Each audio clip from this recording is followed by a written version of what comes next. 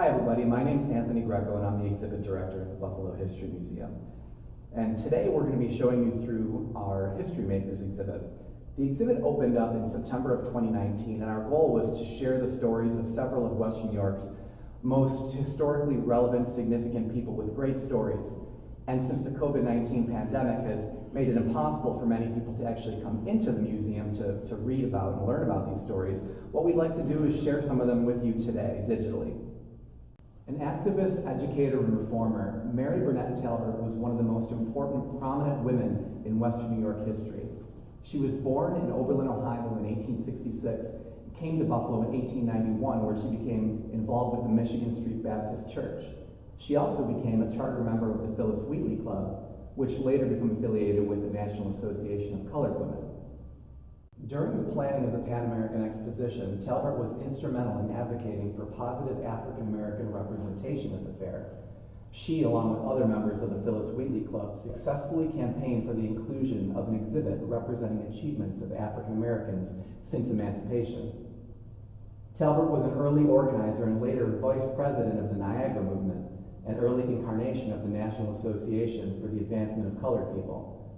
She also served as president of the National Association of Colored Women's Clubs from 1916 to 1920, during which time she led the movement for the passage of the federal Dyer anti-lynching bill, which was later blocked by the Senate.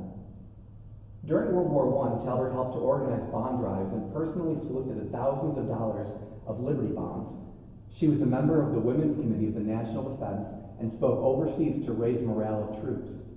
After the war, she was appointed to the Women's Committee on International Relations, which selected women nominees for positions in the League of Nations.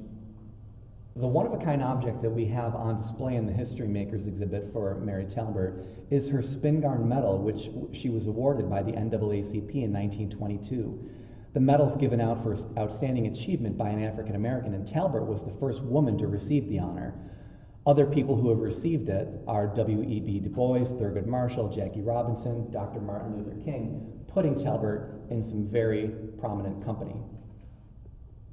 As pastor for Buffalo's Michigan Street Baptist Church for 61 years, Reverend Jesse Edward Nash was a longtime leader and activist in Buffalo's African American community. At the age of 24, Nash came to Buffalo from Virginia, where he received a Bachelor of Divinity degree from Wayland Seminary in Richmond. A young and promising clergyman, Nash chose to serve the Michigan Street congregation due to the church's small size and its reported historic association with the Underground Railroad. According to Nash's son, Jesse Edward Nash Jr., his father earned a reputation for being a God-sent preacher, a hard-nosed negotiator, a reliable expediter, and a stalwart advocate, especially on behalf of the less fortunate. Nash viewed his church as a center for civil rights activities during the early 20th century. In 1910, he hosted African American leader Booker T. Washington in Buffalo and later welcomed W.E.B. Du Bois to the city. Reverend Nash also helped establish the Buffalo Urban League, which helped newly arrived African Americans find jobs and settle in Buffalo. Today, both the Michigan Street Baptist Church as well as Nash's former home are listed on the National Register of Historic Places. If you've ever gone for a walk at Forest Lawn Cemetery, you may have walked right by this man, but maybe haven't been aware of his story. But shown right here in this picture next to future U.S. President Ulysses S. Grant is Ely Parker. Parker was an engineer, a legal scholar, and Grand Sachem of the Haudenosaunee Confederacy.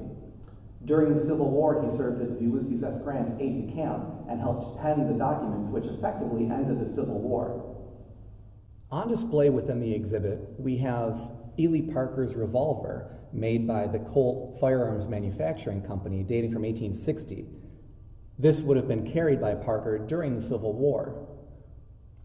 Despite being highly educated in both engineering and law, Parker faced discrimination throughout his life based on his Native American heritage. He was banned from practicing law and initially denied from serving in the military. While working as an engineer, Parker befriended ex-captain Ulysses S. Grant, who was working as a store clerk in Illinois. With the outbreak of the Civil War, Grant rejoined the Army and ultimately became commander of the Union forces. Recognizing Parker's intellect and ability, Grant commissioned him as a captain in 1863, serving under Brigadier General John Eugene Smith. During the Overland Campaign and the Siege of Petersburg in 1864, Parker was appointed adjutant to General Grant. On April 9, 1865, as the war neared its end, Parker helped draft Confederate General Robert E. Lee's terms of surrender in the village of Appomattox Courthouse, Virginia. In March of 1869, the newly inaugurated President Grant appointed Parker as Commissioner of Indian Affairs. Parker was the first Native American to hold the office, serving until 1871. In his time as commissioner, Parker helped form Grant's peace policy toward Native Americans and reduce military aggression toward Native nations. So behind me is a print that the museum has of Belva Lockwood. The painting the print is based off is housed at the National Portrait Gallery in Washington, D.C., but she's such an important figure locally that we desperately wanted to include her in this exhibit. Lockwood was a suffragist, a politician, an educator, an activist, and she became the first woman to practice law before the Supreme Court, and she became the first woman to legally run for president. Belva Bennett was born in the town of Royalton in Niagara County. She became a teacher at the age of 15, one of the few vocations open to women in the 19th century. Widowed in 1853, she decided to continue her education.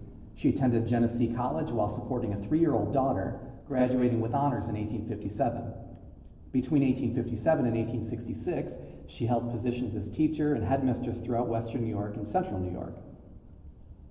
In 1866, she made the life-changing decision to move to Washington, D.C. She remarried and earned a law degree from National University Law School. And after overcoming resistance, Lockwood was admitted to the District of Columbia's bar and gained the right to represent clients. In 1879, Congress passed a law admitting women to practice law before the Supreme Court. And in arguing the case Kaiser v. Stickney, Belva became the first to do so. Lockwood ran for president as the National Equal Right Party candidate in 1884, 36 years before women were granted the right to vote.